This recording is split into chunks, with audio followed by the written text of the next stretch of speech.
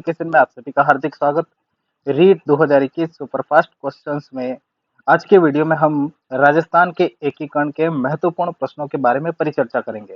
दोस्तों, ये प्रश्न अति महत्वपूर्ण है और इनमें से एक या दो प्रश्न रीट एग्जाम में जरूर पूछे जाते हैं। तो बढ़ते हैं दोस्तों पहले प्रश्न की तरफ। आज की वीडियो का हमारा पहला प्रश्न है, जोधपुर के कौन से राजा अपनी रियासत को एक स्वतंत्र इकाई रखना चाहते थे? दोस्तों, जो रियासतें थी, क्या हुआ कि ब्रिटिश शासन के बाद में रियासतें अलग अलग भागों में बट गई। तो अब इनमें से कुछ ऐसी रियासतें थी जो अपने आप को स्वतंत्र रखना चाहती थी। तो इनमें से जोधपुर के कौन से राजा थे जो अपनी जोधपुर रियासत को स्वतंत्र रखना चाहते थे? राजा हनुत सिंह, महाराजा उमेद सिंह, राजा भोपाल सिंह या फिर भीम सिंह? तो बताइए दोस्तों, सही उत्तर क्या होगा?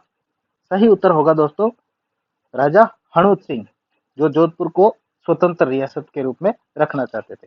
आगे बढ़ते हैं दोस्तों अगले प्रश्न की तरफ। लेकिन दोस्तों, बात राजस्थान के एकीकरण की है तो यहाँ पर कुछ ट्रिक हैं, उनको मैं थोड़ा सा समझा देता हूँ दोस्तों कि राजस्थान का एकीकरण कितने चरणों में हुआ। आप सभी को पता है दोस्तों, 7 चरणों में हुआ था। कितने चरणों में हुआ था? 7 चरणों में। तो दोस्तों, इसकी एक ट्रिक है, ये 7 चरण कौन कौन से हैं याद रखना दोस्तों। एमपी से बस राजस्थान आई। अब देखना दोस्तों, इसमें से 7 चरण कौन कौन से हो गए। एम का मतलब क्या हो गया दोस्तों? मत्स्य संघ। तो पहला चरण हमारा हो गया मत्स्य संघ। पी का मतलब क्या होता है दोस्तों? पी का मतलब होता है पूर्वी राजस्थान संघ। पूर्वी राजस्थान संघ। तो ये हो गया हमारा दूसरा चरण। तीसरा चरण में स का मतलब क्या होता है दोस्तों? संयुक्त राजस्थान। संयुक्त राजस्थान।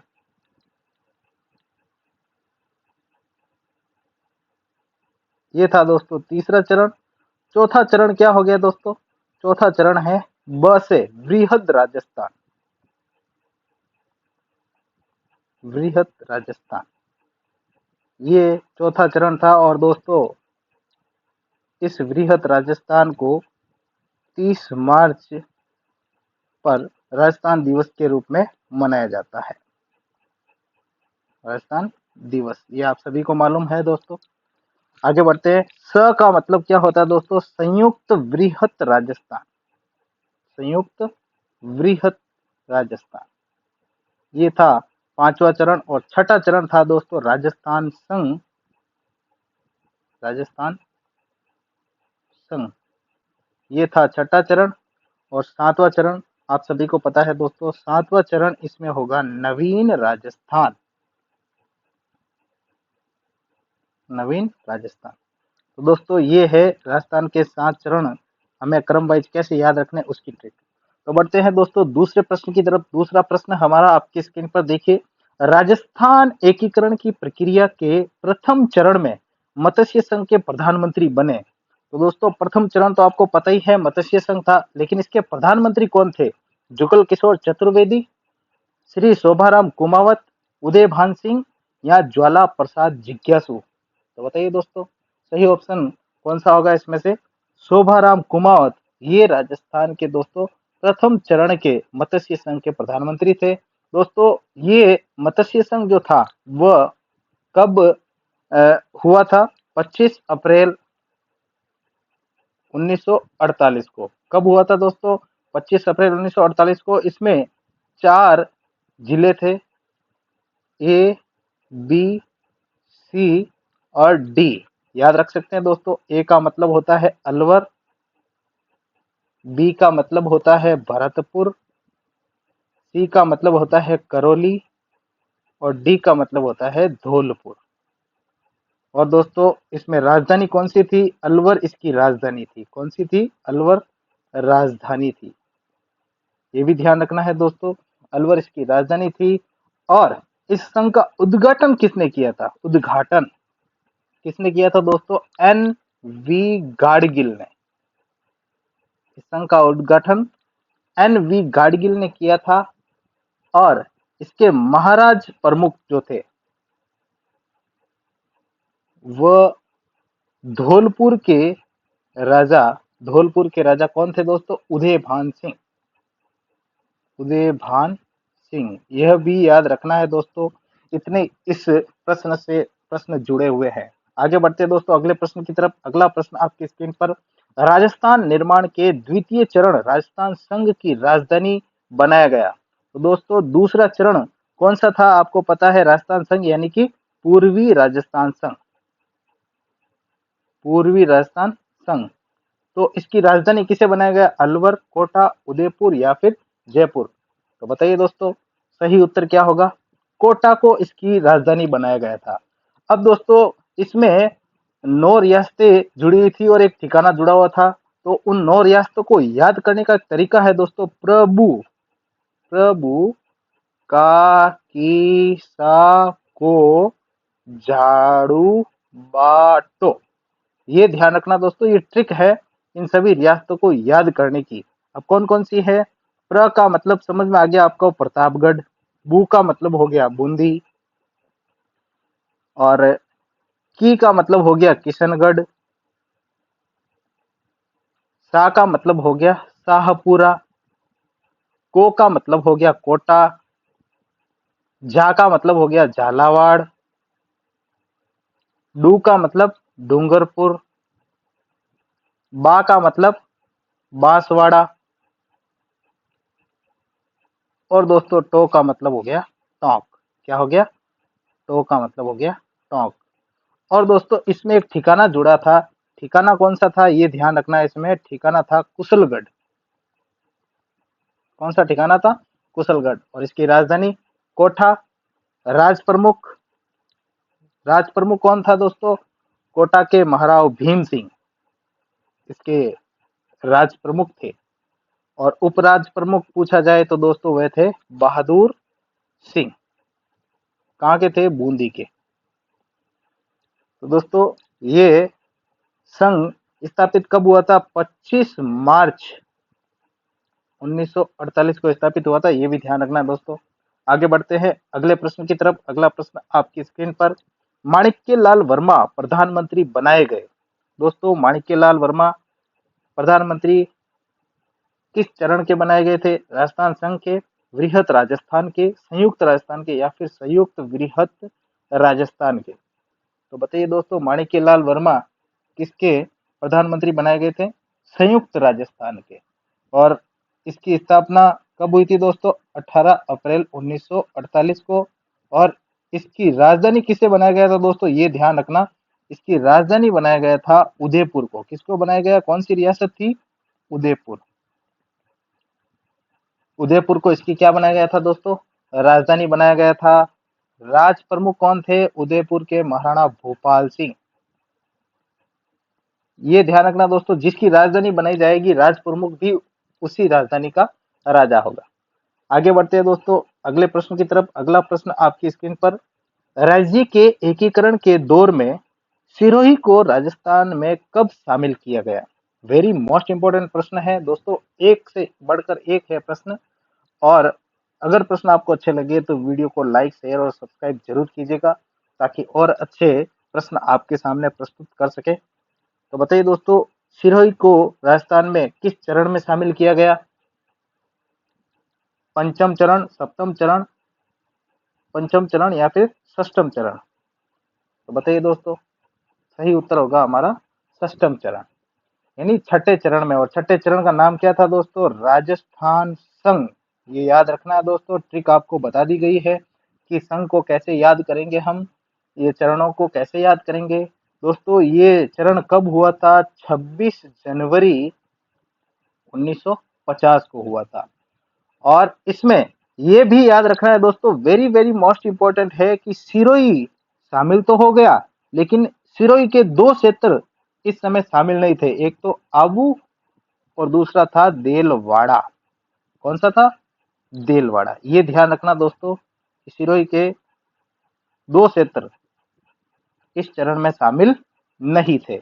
एक तो आबू और दूसरा देलवाड़ा। ये भी इंपॉर्टेंट प्रश्न है। आगे बढ़ते हैं अगले प्रश्न की तरफ दोस्तों। अगला प्रश्न है, राजस्थान एकीकरण के तहत अंतिम समय में शामिल होने वाला क्षेत्र था। तो अंतिम समय में इनमें से कौन सा क्षेत्र शामिल हुआ था? जैसलमेर, उदयपुर, सिरोही या फिर अजमेर मेरवाड़ा। तो बताइए दोस्तों, अंतिम समय में कौन सा क्षेत्र शामिल हुआ था? अजमेर मेरवाड़ा। और अजमेर मेरवाड़ा ये क्या था दोस्तों? एक केंद्र शासित, एकमात्र केंद्र शासित प्रदेश था। क्या था? एकमात्र केंद्र शासित प्रदेश था। और साथ ही में दोस्तों, इस एकीकरण के अंतिम चरण में जो सिरोही के दो क्षेत्र हमने छोड़ दिए थे, एक तो आबू, उसको भी शामिल कर दिया गया, और एक देलवाड़ा, उसको भी शामिल कर दिया गया। और इसी के साथ ही दोस्तों, जो मध्य प्रदेश का सुनेल टप्पा था, मध्य प्रदेश का, एमपी का सुनेल टप्पा, ये भी ध्यान रखना है, एमपी का सुनेल टप्पा और अजमेर मेरवाड़ा, इनको राजस्थान में शामिल किया गया, राजस्थान में शामिल। तो ये तो देखिए कितने के क्षेत्र थे जो राजस्थान में शामिल हो गए, अजमेर मेरवाड़ा, सिरोही का आबू देलवाड़ा और एमपी का सुनेल टप्पा। और झालावाड़ का जो सिरोंज क्षेत्र है, वह दोस्तों किसको दे दिया गया? एमपी को दे दिया गया। ये ध्यान रखना दोस्तों, ये इंपॉर्टेंट है कि झालावाड़ का जो सिरोंज क्षेत्र है वह एमपी को दे दिया गया। आगे बढ़ते हैं अगले प्रश्न की तरफ। अगला प्रश्न दोस्तों, ध्यान से पढ़ना, इस प्रश्न को, बहुत ही महत्वपूर्ण प्रश्न है और इसमें एक या दो प्रश्न छुपे हुए हैं। महारावल चंद्रवीर सिंह ने राजस्थान संघ के निर्माण के समय विलय पत्र पर हस्ताक्षर करते समय कहा, मैं अपने डेथ वारंट पर हस्ताक्षर कर रहा हूं। ये किस रियासत से संबंधित थे? तो दोस्तों, ये प्रश्न भी बनता है कि किस महारावल ने कहा कि मैं अपने डेथ वारंट पर हस्ताक्षर कर रहा हूं, तो आप कहोगे कि महारावल चंद्रवीर सिंह। लेकिन ये किस रियासत से थे? डूंगरपुर से, बांसवाड़ा से, झालावाड़ से या फिर कोटा से? तो बताइए दोस्तों, ये कहाँ के थे? ये बांसवाड़ा रियासत के थे। कहाँ के थे?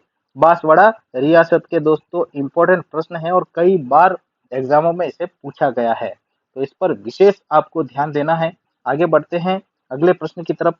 अगला प्रश्न है, मत्स्य संघ में सम्मिलित रियासतें थी। कौन कौन सी रियासतें थी दोस्तों मत्स्य संघ में सम्मिलित?